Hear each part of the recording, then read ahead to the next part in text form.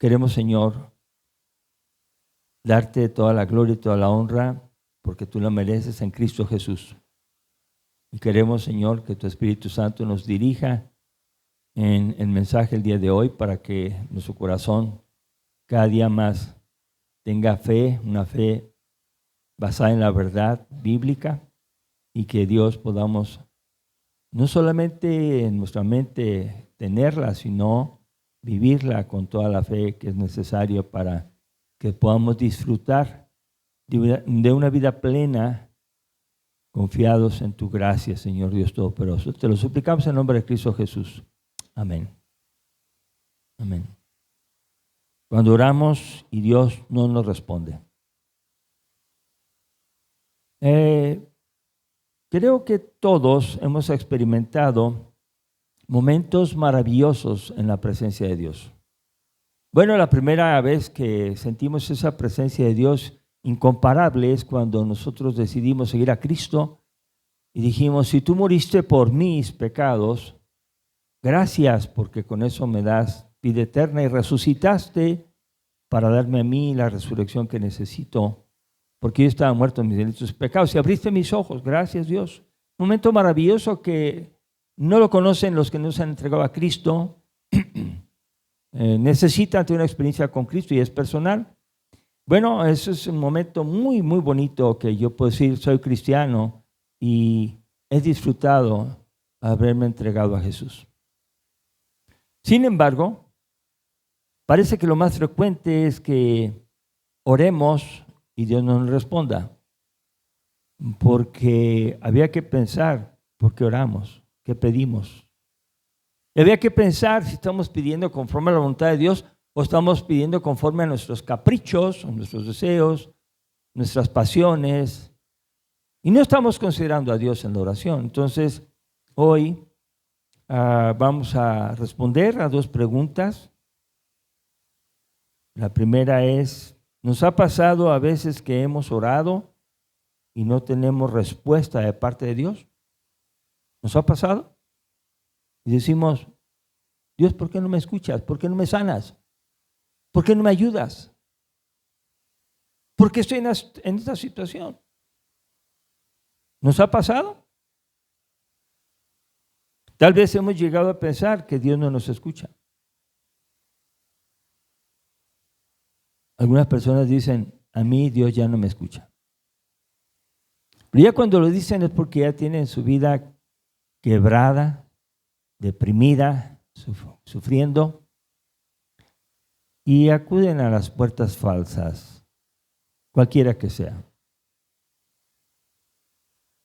Hoy vamos a meditar en la experiencia del apóstol Pablo en 1 Corintios 12, 1 al 10. En 2 Corintios, es un error ahí, 2 Corintios 12, 1 al 10. En este pasaje podemos leer, dice del verso 1 al verso número 4: ciertamente no me conviene gloriarme, pero vendré a las visiones y a las revelaciones del Señor. Conozco a un hombre en Cristo que hace 14 años, si en el cuerpo no lo sé, si fuera el cuerpo no lo sé, Dios lo sabe, fue arrebatado hasta el tercer cielo. Y conozco a tal hombre, si en el cuerpo fuera el cuerpo no lo sé, Dios lo sabe, que fue arrebatado al paraíso, donde oyó palabras inefables que no le es dado al hombre expresar. Cuando ustedes leen de quién se trata, uno dice: ¿quién será ese hombre? Pues lo dice el verso 5, dice: de tal hombre me gloriaré, pero de mí mismo en nada me gloriaré, sino en mis debilidades. Se está refiriendo a la vida de Pablo en comunión con Cristo, no una vida humana, carnal, de pecado, sino una relación con Cristo de manera muy cercana. Bueno, lo que dice aquí es que no le conviene gloriarse, no le conviene enorgullecerse de haber tenido esas experiencias tan maravillosas. ¿Qué quiere decir que estuvo en la presencia de Dios. Estar en la presencia de Dios es todo un respeto, una reverencia inmensa, es algo que te transforma. Pues para que se den una idea, los discípulos eran ciertamente cobardes, no tenían miedo de seguir a Cristo de cerca, y Pedro negó a Jesús cuando dijeron, tú eres de ellos también. Esa característica humana de Pedro cambió. ¿Cuándo cambió? Cuando vio que Cristo Jesús había resucitado y escuchó el mensaje que estaba vivo y lo vio. Y entonces se le quitó lo cobarde y predicó ante muchas y muchas personas en ese tiempo, la fiesta del Pentecostés. ¿Qué es lo que hace Pablo? Pablo estuvo en la presencia de Dios en el paraíso. El paraíso es un nombre persa para el cielo.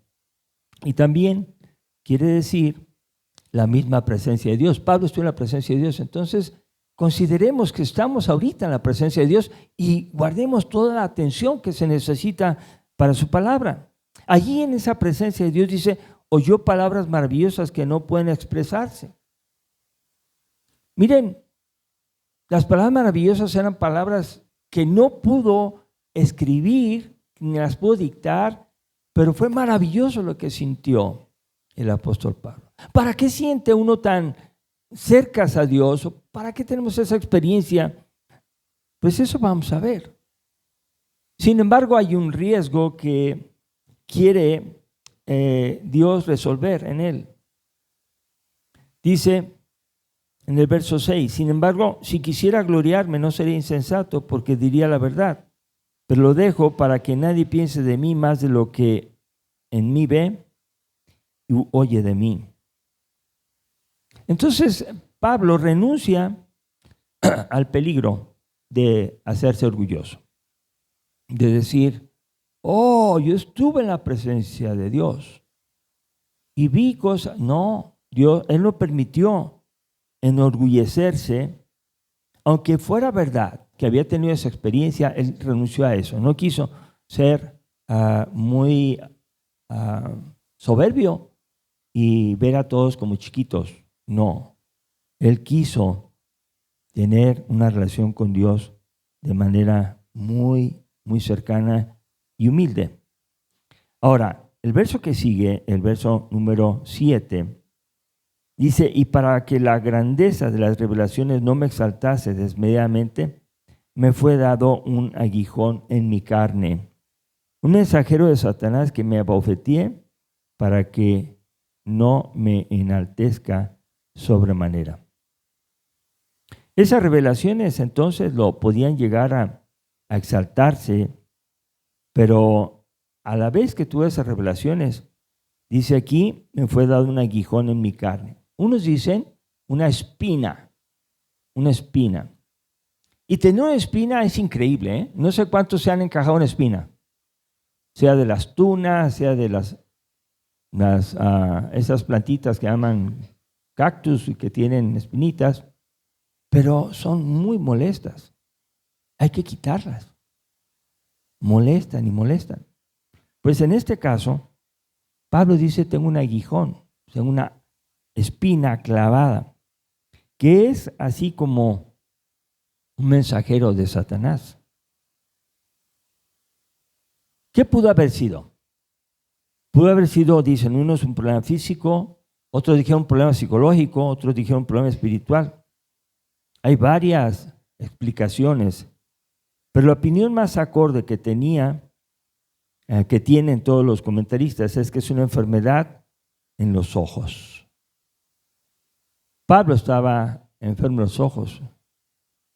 Y dice aquí en Gálatas 4:15 y 6:11, ¿por qué piensan que en los ojos estaba esa dificultad? Quien no ve, batalla muchísimo. Se tropieza, se golpea golpea a otros, tumba cosas. Está prácticamente dependiendo de su memoria, está dependiendo del cuidado de otros. Y aquí vemos que Dios hace que Pablo se mantenga humilde. Es muy poderoso. Fundó muchas iglesias. Anduvo en 3 viajes misioneros, pero él no tenía ningún orgullo, porque Dios le dijo, te vas a estar dependiendo principalmente de mí. No puedes ver. Gálatas 4:15 dice así, ¿dónde pues está esa satisfacción que experimentabais? Porque os doy testimonio de que si hubieses podido, os hubiera sacado vuestros propios ojos para dármelos. Eso hace pensar que Pablo estaba enfermo de sus ojos y lo querían tanto que si fuera posible le daban sus ojos para que viera. No veía.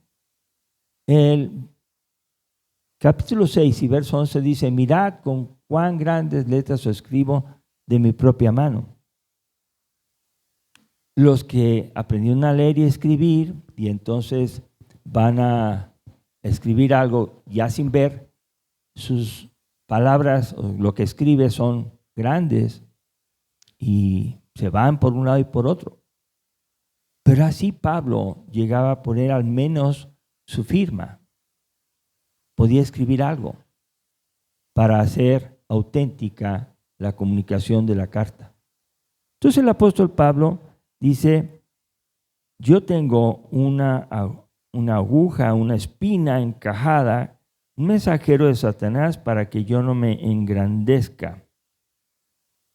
Dice aquí un mensajero de Satanás para que me abofetee, para que no me enaltezca sobremanera. Entonces, cuando nos pasan las cosas como esta, pues uno se queda pensando y decimos, Dios, sáname.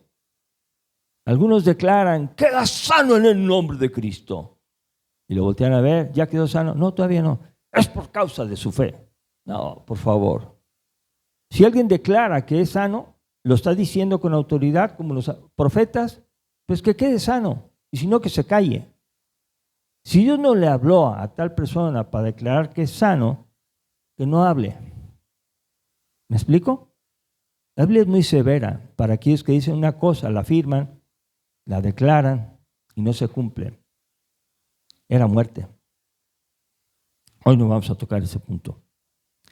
Pero lo que vemos aquí es que el propósito de Dios fue de que Pablo no se exaltase desmedidamente y mantenerlo humilde.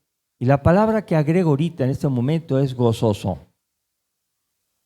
Esa es otra característica que perdemos muchos cuando nos enfermamos o cuando tenemos una angustia, un sufrimiento, perdemos el gozo. Sí, estamos muy contentos cuando vamos a una fiesta, cuando nos regalan.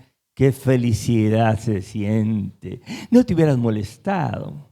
Nos sentimos así, ay, mira lo que me diste. Pero cuando estás enfermo, ¿reaccionamos igual? No, humanamente no podemos. Empezamos, ¿y si me muero? ¿Y si esto lleva a una parálisis? ¿Y si me quedo pobre porque gasto todo el dinero en mi enfermedad, en tratamientos? Hay personas que pierden su gozo.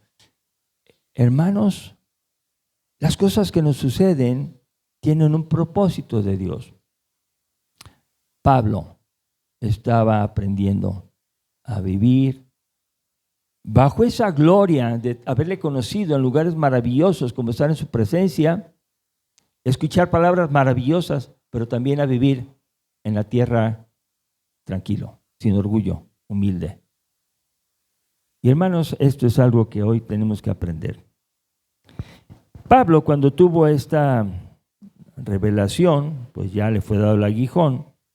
Pero el verso 8, él no está tan tranquilo, no crea que es muy espiritual, muy espiritual. Bueno, dice el verso 8, respecto a lo cual 3 veces he rogado al Señor que lo quite de mí. Bueno, muchas veces somos espirituales, ¿verdad? Creemos en Dios. ¿Cuántos creen en Dios? Amén. Pero de repente cuando estamos sufriendo, ¿qué decimos? Dios, no permitas que... ¿Me entienden? Nosotros decimos que somos muy espirituales y a la hora nos quebramos y empezamos a llorar y empezamos a decir, ¿qué va a pasar?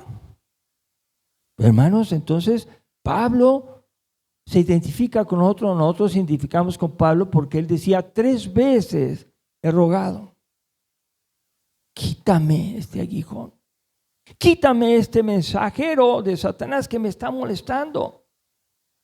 Yo no quiero vivir así. Tú tienes poder. Y esto va en contra de aquellos que declaran sanidad, nada más por decirlo el líder.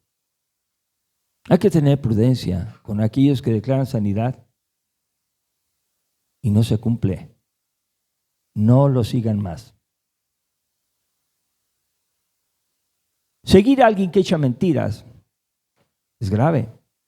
Lo que estamos aprendiendo es que el apóstol Pablo rogó 3 veces y la respuesta de Pablo fue así, verso 9. Me ha dicho, bástate mi gracia porque mi poder se perfecciona en la debilidad. Dios le dice, no te voy a quitar tu problema.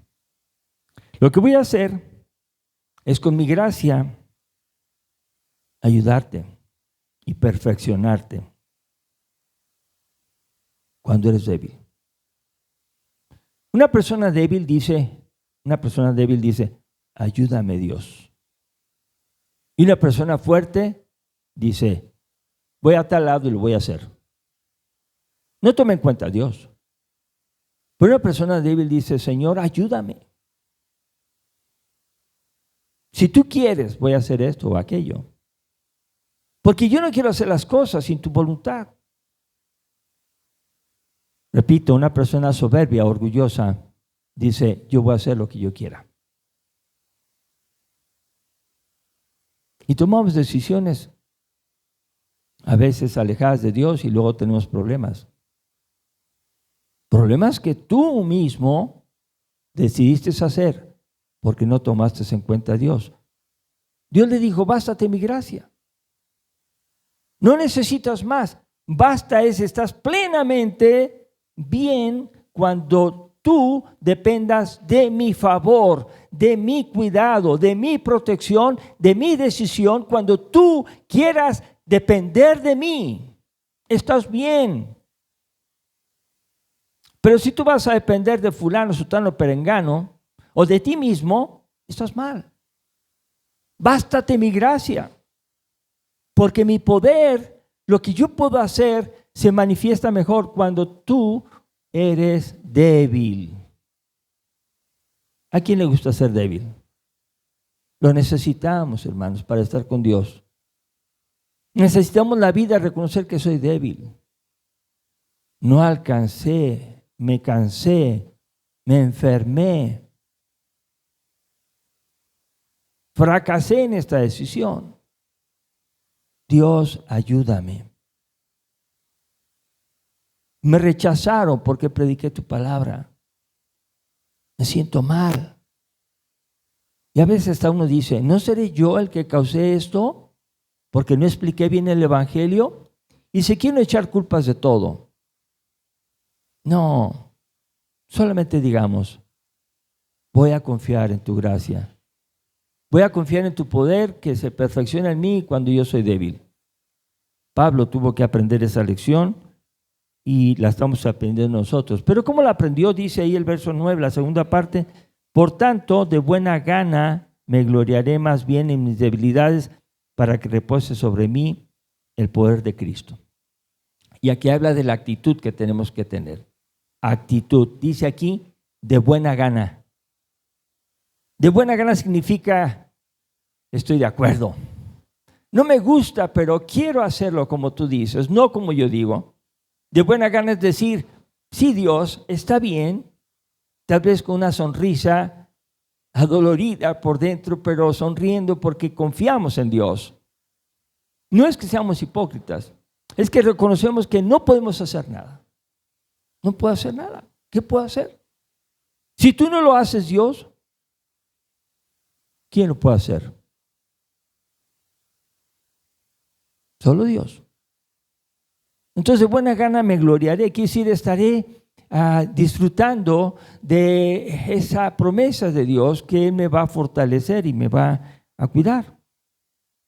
Ahora, ¿en qué se va a gloriar? Fíjense en qué se va a gloriar. Esa lista está muy clara y son varias cosas en las que se gloriaba. Dice el verso 10, por lo cual, por amor a Cristo, me gozo, vivir con gozo en mis debilidades. Debemos decir, no pude hacerlo, pero gracias a Dios voy a hacer el esfuerzo. Y un débil dice, ¿alguien me puede ayudar? Y el orgulloso dice, no lo pude hacer hoy, pero lo voy a hacer mañana. Llega el mañana y no lo hace porque no puede. Es orgulloso y no se atreve a ser humilde y decir, no puedo. Y muchas veces nosotros queremos hacer las cosas a la forma nuestra y Dios está diciendo, no, no, no. Y uno dice, sí, sí, sí. Entonces, ¿cómo vamos a estar con gozo? Cuando pedimos algo y no sucede como queremos nosotros, nos enojamos, nos deprimimos o nos ponemos ansiosos. Cuando confiamos en Dios, no es así. Decimos, Señor, lo que tú quieras. Bueno, puedo ver yo aquí en debilidades, en afrentas. Cuando te insultan, cuando te faltan al respeto, te ofenden. ¿Puedes decir que te gozas? Ese es otro punto que Pablo tenía que aprender porque él estaba siendo ya perseguido constantemente por causa de predicar el Evangelio. Y algunos hermanos no predican a Cristo para no recibir afrenta, para no ser insultados, para no estar siendo ofendidos. Pablo no. Me gozo cuando hago la voluntad de Dios y me insultan. En necesidades, Pablo se goza cuando no tiene que comer. Y también se goza cuando tiene que comer mucho y tiene lo suficiente. Por eso dice Filipenses 4:13, todo lo puedo en Cristo que me fortalece. Entonces, uno que verdaderamente es cristiano no está buscando solamente su placer y su bienestar, sino está buscando el reino de Dios. No buscamos puertas falsas, ni amores falsos, ni momentos de ay, qué bien me siento. Y lo publican. Eso sí lo publican. Debemos publicar a Cristo, que Él te ayuda. Presenta a Cristo. Aunque estés siendo insultado, avergonzado, aunque estés pasando por necesidades. Y algo que no nos sucede aquí en esta ciudad es que no nos persiguen. Pero en otros lugares están siendo perseguidos los cristianos, arrestados, metidos a la cárcel y algunos juzgados y muertos. Hay escenas muy crudas acerca de cómo los hincan, a veces junto al mar en la playa, viendo hacia el mar, y por detrás les disparan y los matan. Hay muchas formas como lo hacen, hasta incendian templos cuando están llenos. O sea, es una cosa horrible. Me gozo aún en las persecuciones. No tenemos ni siquiera una, ¿cómo decir? Una experiencia chiquita de que nos hayan querido matar por creer en Cristo y por predicarlo. Porque, hermanos, necesitan escuchar eso de nosotros, de la iglesia, de cada uno. Ahora que viene el principio de 2026, podemos sembrar la palabra con semillas y entregarlas para que las personas crean. En persecuciones se goza Pablo, en angustias. Angustias. ¿Cuáles son las angustias? La angustia es cuando tú estás esperando que suceda algo bonito y viene tu hijo, tu esposa, tu esposo y no llega. Y son las 1 de la mañana y no llega. Y empiezas a pensar con quién se fue. Y luego anuncian que acaban de accidentarse unos jóvenes que iban al templo y estaban plática y plática y no ponían atención. Y salen y de repente mueren. Pero no saben si son ellos o no son ellos. Y la angustia del padre, la madre es buscarlos. Pablo tenía experiencias de decir, y los cristianos de Éfeso, los de Gálatas, los de Corintios, están siendo engañados. Se metieron herejías y algunos de ellos se están apartando y le dolía. Sufría.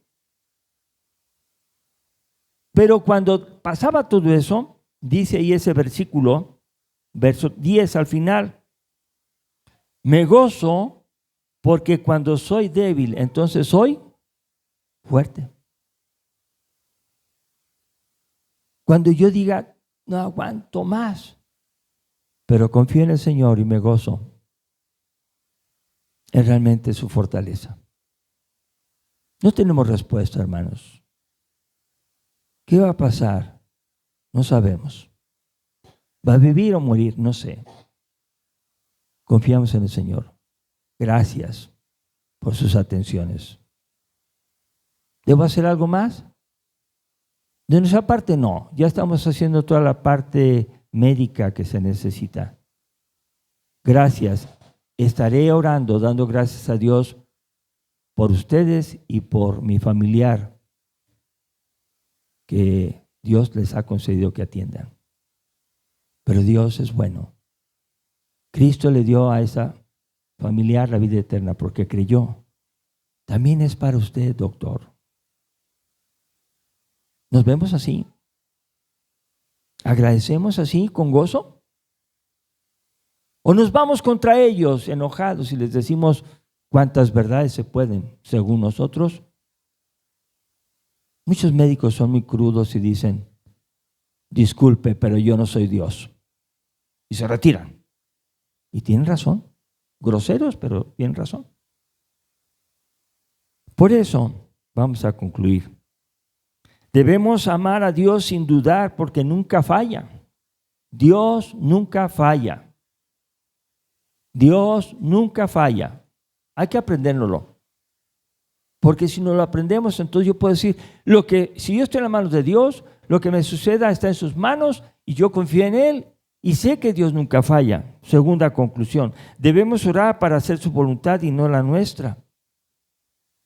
Queremos que Dios nos responda y como nos responda está bien, pero hay que cuidar esto. Santiago 4, 3 al 4 es algo que hay que cuidar. Porque hay unas personas que dicen que oran y no le responde Dios. Hay que revisar si no es como esto, donde dice ahí, pedís, oras y no recibes, porque pides mal para gastar en vuestros deleites. Oh almas adúlteras, ¿no sabéis que la amistad del mundo es enemistad contra Dios? Cualquiera, pues, que quiera ser amigo del mundo, se constituye enemigo de Dios. Está bien claro, hermanos. Lo que es del mundo es del mundo y lo que es de Dios es de Dios. Entonces no vivas en el mundo como si eres del mundo, si eres de Dios. Y si eres de Dios, tienes muchas cosas que hacer para su reino. ¿Qué tienes que andar haciendo lo que hace el mundo? El Evangelio de San Juan dice, estamos en el mundo, pero no somos del mundo. Y si no logramos identificar esto, es que no nos ha amanecido, no nos hemos convertido, no hemos entendido la verdad. Hemos muerto al pecado porque con Cristo estoy juntamente crucificado. Ya no vivo yo, mas vive Cristo en mí. Y lo que era vivo en la carne, trabajando en la casa, donde sea, lo vivo en la fe del Hijo de Dios, el cual me amó y se entregó a sí mismo por mí. Vivo por Él y para Él.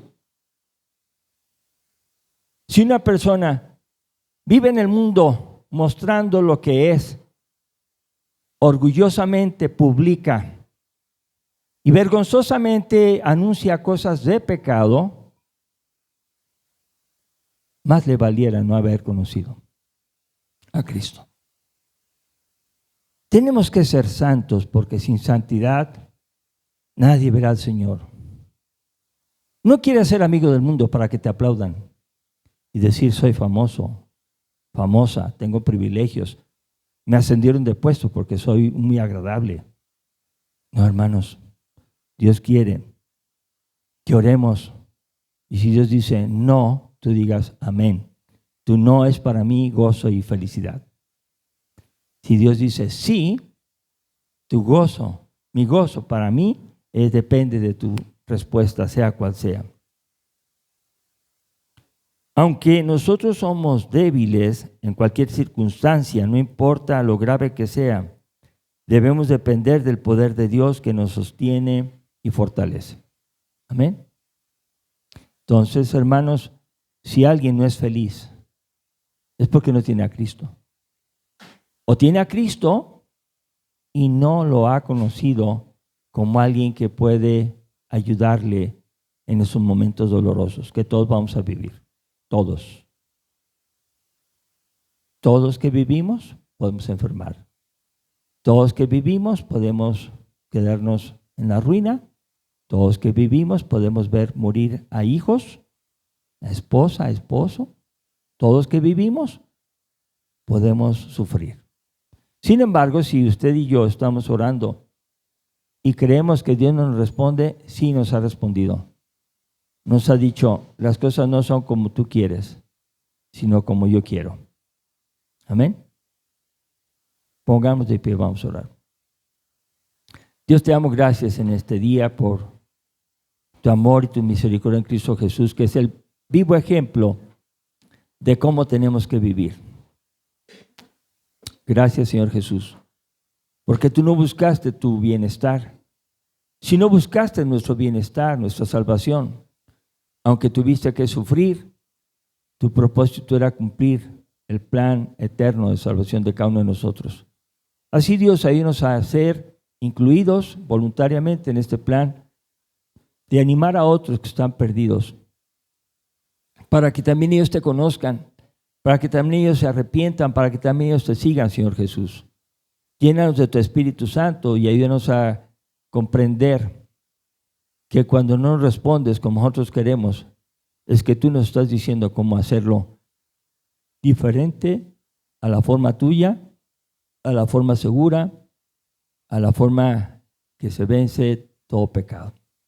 Te pedimos que nos ayudes a hacer tu voluntad siempre. Perdona nuestros pecados y hables a nuestro corazón, a cada uno. Tú sabes, Señor, que lo necesitamos. No queremos depender de ninguna persona humana. Queremos depender de esa relación contigo, llegar a tener esos tiempos de comunión tan bonitos que nos fortalezcan para cuando estemos pasando por angustias, necesidades, por lo que sea. En el nombre de Jesús, gracias. Amén.